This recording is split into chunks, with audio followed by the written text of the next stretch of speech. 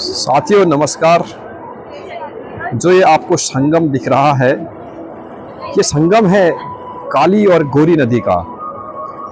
ये जो इस तरफ से आ रही है ये काली नदी, और सामने की ओर जो दिख रही है ये गोरी नदी है, और इन दोनों का संगम स्थल जौलजीबी है।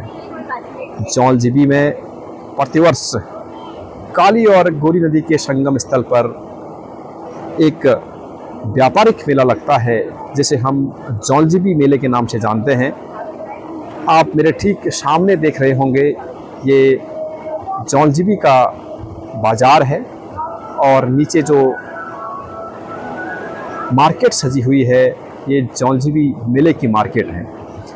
इस मेले में अलग अलग क्षेत्रों से व्यापारी वर्ग के लोग यहाँ पर आते हैं और अपनी विशिष्ट परिधान वस्त्रों को लेकर के यहाँ पर प्रदर्शनी भी लगती है, और लोग दूर दूर से यहाँ पर आते हैं।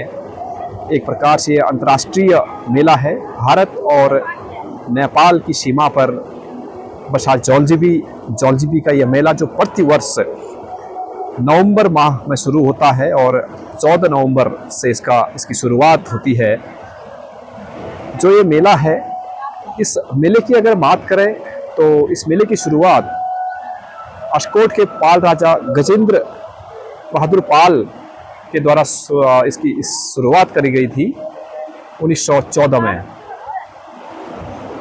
एक अंतर्राष्ट्रीय व्यापारिक मेले के रूप में इसको हम जानते हैं, जो इन दो नदियों के संगम पर स्थित है।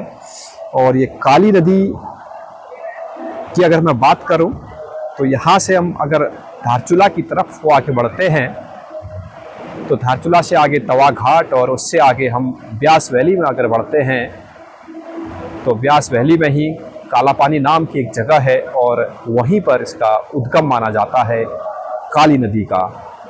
और गोरी की बात हम करें तो मिलम ग्लेशियर से ये निकलती है और जौलजीबी में आकर के काली में समाहित होती है, और यहाँ से आगे जो ये नदी है ये काली नदी के नाम से आगे वो प्रवाहित होती है, और टनकपुर तक इसे काली नदी कहा जाता है।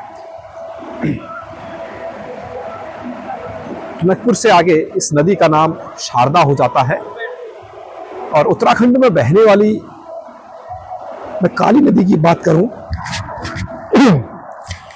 तो उत्तराखंड में काली नदी सबसे ज़्यादा दूरी तय करने वाली नदी है। उत्तराखंड में मैं बहने वाली नदियों की अगर बात करूं तो समस्त उत्तराखंड में काली नदी ही एकमात्र ऐसी नदी है जो सबसे लंबी है उत्तराखंड में बहने वाली। लगभग 252 किलोमीटर का ये रास्ता तय करती है, काला पानी से लेकर के टनकपुर तक। तो ये अद्भुत व्यापारिक मेला यहाँ पर लगता है। इसमें पहले तिब्बत यानी कि 3 देशों का एक प्रकार से साझा मेला हुआ करता था। हमारा नेपाल है, तिब्बत है और भारत है। तो अपने विशिष्ट क्षेत्रों में पाए जाने वाले जो उनके परिधान, आभूषण और जो जड़ी बूटियाँ होती हैं उनको लेकर के लोग यहाँ पर आते थे। लेकिन 1962 में जो भारत और चीन का युद्ध हुआ, उसके बाद ये गतिविधियाँ थोड़ा सा कम हुई तिब्बत के साथ में। लेकिन ये मेला लगातार बना हुआ है, निरंतर बना हुआ है, और इस मेले में हज़ारों की संख्या में प्रतिदिन लोग यहाँ पर पहुँचते हैं। आज भी मैं इस मेले की बात करूँ तो आज पूरा खचाखच भरा हुआ है। पूरा जौलजीबी का मार्केट, पैर रखने की जगह नहीं मिलेगी आपको यहाँ पर। और सामने एक झूला पुल जो नेपाल को जोड़ता है, भारत और नेपाल को जोड़ने वाला एक झूला पुल भी सामने आपको नज़र आएगा। ये आप देखिए। और भारत और नेपाल जो कि मित्र राष्ट्र के रूप में जाने जाते हैं, और रोटी और बेटी का संबंध माना जाता है भारत और नेपाल के बीच में, उसको जोड़ने वाला ये झूला पुल है। थोड़ा सा हम अगर धारचूला की ओर जाते हैं तो छारछुम नामक स्थान पर एक मोटर पुल भी यहाँ पर बनकर तैयार हो गया है। कुछ दिनों के बाद उसमें अब मोटर गाड़ियाँ भी दौड़ेंगी। भारत और नेपाल के बीच के संबंध और भी प्रगाढ़ यहाँ पर होंगे।